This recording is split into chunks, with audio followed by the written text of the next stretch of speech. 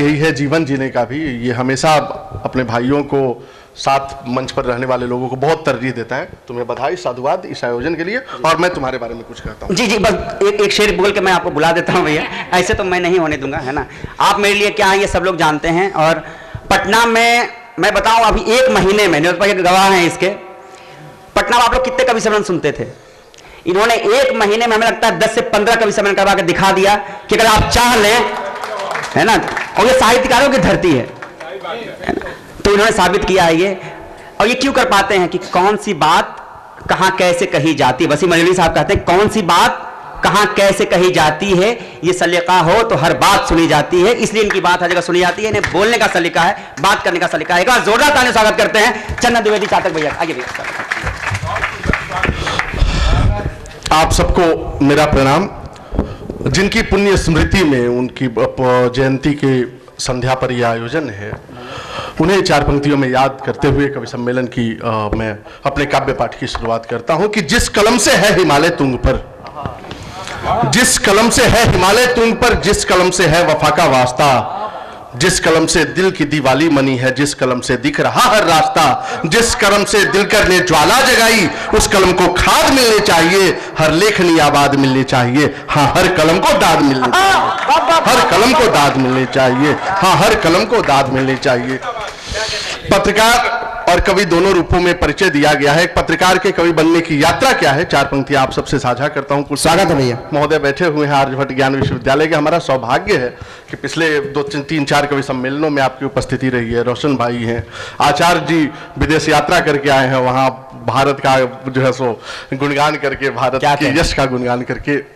4 पंक्तियों से जोड़ता हूं कि जमी नहीं आसमां का अनुभवी होना पड़ता है। जमी नहीं आसमां का अनुभवी होना पड़ता है, गैरों के पास खुद से अजनबी होना पड़ता है। जमी नहीं आसमां का अनुभवी होना पड़ता है, अपनों के पास खुद से अजनबी होना पड़ता है। और जब मुल्क में हो नफरत और इश्क में सियासत, जब मुल्क में हो नफरत और इश्क में सियासत, तब तब पत्रकार को कवि होना पड़ता है। तब तब पत्रकार को जिंदाबाद कवि होना पड़ता है। क्या बात तब तब पत्रकार को कवि होना पड़ता है। और जिनकी पुण्य स्मृति में आयोजन है, उनके लिए कुछ नया आज लिखा, सोचा कि कुछ नया लिखना चाहिए। जब इतने विराट व्यक्तित्व के बारे में कुछ कहने पढ़ने जा रहे हैं, सुनेंगे, आप सबको अच्छा लगेगा तो दाद देंगे। कि दिनकर क्या थे, मुट्ठी भर भर छंद लुटाए, मुट्ठी भर भर छंद लुटाए, दिया नहीं जिन्होंने गिनकर। मुट्ठी भर भर छंद लुटाए, दिया नहीं जिन्होंने गिनकर, छंदों को ऊंचाई दे दी सागर से मोती बिन बिन कर। क्या बात। छंदों को ऊंचाई दे दी सागर से मोती बिन बिन कर। और राष्ट्र प्रथम है द्वितीय कुछ भी, राष्ट्र प्रथम है द्वितीय कुछ भी, द्वितीय कुछ भी, ऐसा सिखलाने वाले प्रणय बाद में पहले भुजबल, कर्म प्रणेता प्रेरक दिनकर। क्या प्रणय बाद में, प्रणय बाद में पहले भुजबल, राष्ट्र प्रणेता ऐसे थे दिनकर। और चूंकि मुझे नीलोत्पल भाई को भी सुनना है, तो वो सब रचनाएं ही मैं सुनाता हूं जिन रचनाओं पर आपकी प्रियता रहेगी। बिहार के सारे कवि एकत्रित है। ये मुझे लगता है कि पहला मौका है जी बिल्कुल, जब बिहार के सारे कवि मंच पर है और यहाँ कोई चुटकुलेबाजी नहीं हो रही, यहाँ कोई छिछलापन नहीं हो रहा है। आजकल कवि सम्मेलनों में फुहरता बड़ी बढ़ गई है। स्थिति ऐसी नहीं है कि आप भी बैठे, आपकी बेटी भी बैठे, पत्नी भी बैठे और कवि सम्मेलन सुन सके। बिहार में ऐसा कभी नहीं होता था। ऐसे लोगों को अब चुप कराइए, अच्छे लोगों को कवि सम्मेलनों में बुलाइए। जिम्मेदारी आप जिंदाबाद, एक कवि के नाते मैं अपील कर रहा हूं। सुनेंगे, बिहार का गुणगान तो नीलोत्पल भाई से सुनना मुझे ज्यादा अच्छा लगता है, लेकिन एक रचना नई लिखी है, पिछले 2-3 कवि सम्मेलनों में उसकी यात्रा पूरी हुई है। सुनेंगे, सारे बिहारी हैं। कि चौका छक्का जारी रखिए,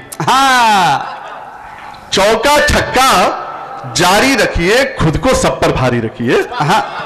चौका छक्का जारी रखिए, खुद को सब पर भारी रखिए, दिल्ली रहिए लंदन रहिए, खुद को मगर बिहारी रखिए। वहां दिल्ली रहिए लंदन रहिए, खुद को मगर बिहारी रखिए।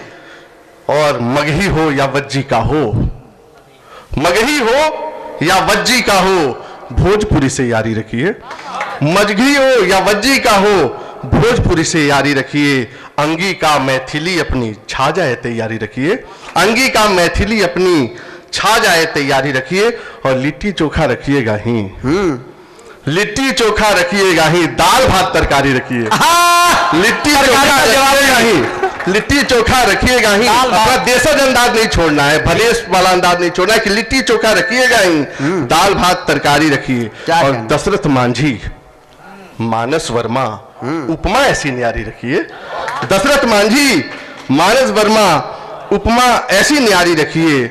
और एसी वेसी ठीके है पर, एसी वेसी ठीके है पर मन में गांव जवारी रखिए, एसी वेसी ठीके है पर मन में गांव जवारी रखिए। और खुला अगर किस्मत का ताला, खुला अगर किस्मत का ताला, श्रम की पहरेदारी रखिए, खुला अगर किस्मत का ताला, श्रम की पहरेदारी रखिए। और आहत न हो कोई हमसे, आहत न हो कोई हमसे, इतनी दुनियादारी रखिए, आहत न हो कोई हमसे, इतनी दुनियादारी रखिए, इतनी दुनियादारी रखिए, आहत न हो कोई हमसे, इतनी दुनियादारी रखिए। और चंदन अब सांपों से दूरी, चंदन अब सांपों से दूरी आप निरंतर जारी रखिए, चंदन अब सांपों से दूरी आप निरंतर जारी रखिए। एक और रचना सुने अमित, पहली बार ये भी मैं पहली बार पढ़ रहा हूं जी, स्वागत हो।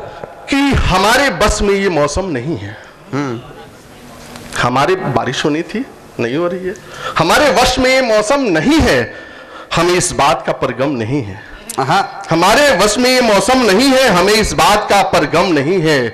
तुम्हारे जख्म भरना चाहता हूं, हमारे पास परमरहम नहीं है, तुम्हारे जख्म भरना चाहता हूं, हमारे पास परमरहम नहीं है। और बुझे मन से अयोध्या कौन जाए, बुझे मन से अयोध्या कौन जाए, वहां संकट अभी भी कम नहीं है, वहां संकट अभी भी कम नहीं है। और एक शेर कि सभी श्री राम बनना चाहते हैं, सभी श्री राम बनना चाहते हैं, सभी श्री राम बनना चाहते हैं, मगर श्री राम सा संयम नहीं है, मगर श्री राम सा संयम नहीं है। और स्त्री को छोड़कर बस राम कहना, कई मंचों पर बड़ी अपील की जाती है कि स्त्री मत कहो, स्त्री में बड़ी उग्रता है, जय सिया राम कहो, सिया वैसे छूट जाती हैं। स्त्री का शाब्दिक अर्थ अगर आप देखेंगे तो लक्ष्मी सिया उसमें साथ हैं, उस गलत व्याख्याओं पर मत जाइए। स्त्री को छोड़कर बस राम कहना, कुछ भी बोल लो मगर उत्तम नहीं है, कुछ भी बोल लो मगर उत्तम नहीं है, कुछ भी बोल लो मगर उत्तम नहीं है। और सुनिए एक रचना की, जब सुविधा के द्वार खुलेंगे। अपनी बेबसी कई बार मुझसे विकास शेयर करता है, हमारा अनुज है, कई बातें हम लोग सामान्य जीवन में करते रहते हैं, फोन करके घंटों बतियाते हैं उससे। उसके लिए तुम्हारे लिए भी ये शेर है कि जब सुविधा के द्वार खुलेंगे, जब सुविधा के द्वार खुलेंगे, एक नहीं दो चार खुलेंगे। जब सुविधा के द्वार खुलेंगे, एक नहीं दो चार खुलेंगे। और जीता जिसने लड़ी लड़ाई, हिम्मत से लड़े यार खुलेंगे। वाह, जीता जिसने लड़ी लड़ाई, हिम्मत से लड़े यार खुलेंगे। और आंखों से इजहार हुआ तो, आंखों से इजहार हुआ तो, आंखों से इजहार हुआ तो होठों के इनकार खुलेंगे, आंखों से इजहार हुआ तो होठों के इनकार खुलेंगे। और विकास बिक जाएंगे सभी खिलौने, बिक जाएंगे सभी खिलौने, बिक जाएंगे सभी खिलौने जब अपने बाजार खुलेंगे। बिक जाएंगे सभी खिलौने, बिक जाएंगे सभी खिलौने जब अपने बाजार खुलेंगे। और ताले जितने बड़े लगा लो, ताले जितने बड़े लगा लो, ताले जितने बड़े लगा लो, चाबी गर हो यार खुलेंगे। ताले जितने बड़े लगा लो, चाबी गर हो यार खुलेंगे। और एक रचना बड़ी पिछले दिनों में वायरल हुई, एक कहीं पर कवि सम्मेलन में जाकर के कोचिंग संस्थान में हमने पढ़ दी थी, बाद में उसी कविता को वहां के गुरुजी पढ़ दिए और पता चला कि 24 घंटे में 2.2 मिलियन वो कविता लोगों ने देखी, पढ़ी, सुनी। आप उस साक्षी रहे हैं उस कविता के, सुनिएगा आप भी। 2-4 कवि सम्मेलन में तो कहते हैं निरुत्पल भाई कि 2-4 श्रोता हम लोग परमानेंट लेके चलते हैं कि जब कोई नहीं रहे तो 2 तो कम से कम रहेंगे ना। तो उसमें रोशन भाई है सुनेंगे कि स्वागत है। मुझसे इतना प्यार करोगी, पागल हो। मुझसे इतना प्यार करोगी, पागल हो, पागल हो। और पूछने पर इनकार करोगी, पागल हो, पागल हो। पूछने पर इनकार करोगी, पागल हो। और लव यू भी है, और जुबां पर चुप्पी भी। लव यू भी है और जुबां पर चुप्पी भी। एक पागल से प्यार करोगी, पागल हो, एक पागल से प्यार करोगी, पागल हो, पागल हो। और जिन आंखों में काजल की बस जरूरत है, हमें सुनो कि जिन आंखों में काजल की बस जरूरत है, उन आंखों में प्यार भरोगी। पागल हो। पागल हो। और हम भी एवी, तुम भी एवी, हम भी एवी, तुम भी एवी, चल निकले पैदल चलना पार करोगी। पागल हो। पैदल चलना पार करोगी। पागल हो। और चीख चीख के दुनिया भर से कहती हो, चीख चीख के पटना भर में कहती हो, मेरी खातिर मार करोगी। पागल हो। मेरी खातिर मार करोगी। पागल हो। और आइसक्रीम और मोमोज की भूखड़ लड़की, आइसक्रीम और मोमोज की भूखड़ लड़की, तीज भी अब की बार करोगी। पागल हो। अभी कुछ दिन पहले ही गुजरा। तीज भी अब की बार करोगी। क्या बात। पागल हो। खैर, कवि सम्मेलन की यात्रा चलती रहेगी। बढ़िया से निरुत्पल भाई को नहीं सुने तो वो मलाल मुझे रहेगा। दो तीन बातें और मैं कहना चाहता हूँ। अभी माँ की महिमा के गीत गाए जा रहे थे। मैंने कभी लिखा था, कितना भी प्रेम पर लिख लीजिए, कहा कि एक शब्द माँ लिखा, और मैंने कहा था कि तू महबूब पे 100 शेर लिख, तू महबूब पे 100 शेर लिख, मैं माँ लिखूंगा। तू महबूब पे 100 शेर लिख, मैं माँ लिखूंगा। मैं माँ लिखूंगा। तू शायर दिखेगा, मैं शहंशाह दिखूंगा। क्या बात। तू शायर दिखेगा, मैं शहंशाह दिखूंगा। और कहा था कि सोचो मत कि जीवन में संताप है। सोचो मत, सोचो मत कि जीवन में संताप है, पूरा जीवन सुख दुख का मिलाप है। और टूटा है दिल किसी का तो कह दीजिए, बाप का प्यार हर प्यार का बाप है। बाप का प्यार हर प्यार का बाप है। एक गीत सुनाना चाहता हूँ, अच्छे श्रोता बैठे हैं, कुछ तरन्नुम से हो जाए भैया। और तरन्नुम एक सुनाता हूँ गीत। वो आधा चंदा गीत, कोरोना काल में वो गीत लिखा गया था। त्रासदी गजब की थी, हर लोग दुखी थे, लेकिन कवि का स्वभाव होता है वो पीड़ा में भी आनंद ढूंढता है। इस संसार में पहला काव्य लिखा गया, शोकस लोकत तुमागता, वह भी शोक से निकला जी, वह भी दुख में निकला। हमारे कुंबे के बड़े कवियों ने कहा कि वियोगी होगा पहला कवि, विरह से उपजा होगा गान। तो विरह और वियोग के दिनों में एक प्रेमी छत पर खड़ा है, कोसों दूर प्रेमिका है, वो भी छत पर खड़ी है, दोनों चांद से जुड़ते हैं। वो चांद आधा है, उस आधे चांद से गीत निकला है, आप सबके दिलों तक पहुंच जाए तो चांद पूरा हो जाएगा। सुनेंगे कि आधा चंदा तेरी छत पर, आधा चंदा मेरे पास, आधा चंदा तेरी छत पर, आधा चंदा मेरे पास, आधे आधे होते सपने, आधी निद्रा का अभ्यास। आधा चंदा तेरी छत पर, आधेपन में पूरेपन का ये कैसा आभास हुआ। आधेपन में पूरेपन का ये कैसा आभास हुआ। आधी आधी इन सांसों का आधा ही मधुमास हुआ। आधा चंदा तेरी छत पर, और आधा क्या है जो बहुत खूबसूरत है, आधे शिव है। आचार्य जी बैठे हुए हैं, आपको प्रणाम निवेदित करते हुए पढ़ता हूं कि आधे शिव है, आधी गौरा, अर्धनारीश्वर पूरा नाम। देखिए आधा क्या खूबसूरत है। आधे शिव है, आधी गौरा, अर्धनारीश्वर पूरा नाम। आधी आधी सांसों से ही पूरा होता प्राणायाम। आधा चंदा तेरी छत पर, और आधा क्या है जो बहुत खूबसूरत है, वाक्य विन्यास है। एक प्रेमी के लिए आधा क्या है, आधे पलक झुका देती हो, रुक जाती है पूरी सांस। आधे से पूरे का कनेक्शन देखिए। आधे पलक झुका देती हो, रुक जाती है पूरी सांस। आधे पलक उठा लेते ही मुट्ठी में पूरा आकाश। आधा चंदा तेरी छत पर, और आधा क्या है जी, स्वागत है। अब तो संबोधनों के नए नए शब्द डेवलप हो गए। व्हाट्सएप चिट चैट के जमाने में इमोजी से जहां बातें हो रही है, वो दौर अलग था जब पत्र लिखा जाता था। हम लोग उस दौर को थोड़ा सा जिए, बाद में पीढ़ी नई पीढ़ी उसको नहीं जी पाई। एक प्रेमी को पुराना खत मिलता है, उसकी प्रेमिका का खत है। वो जब खत को खोलता है, खत 2 भागों में बट जाता है।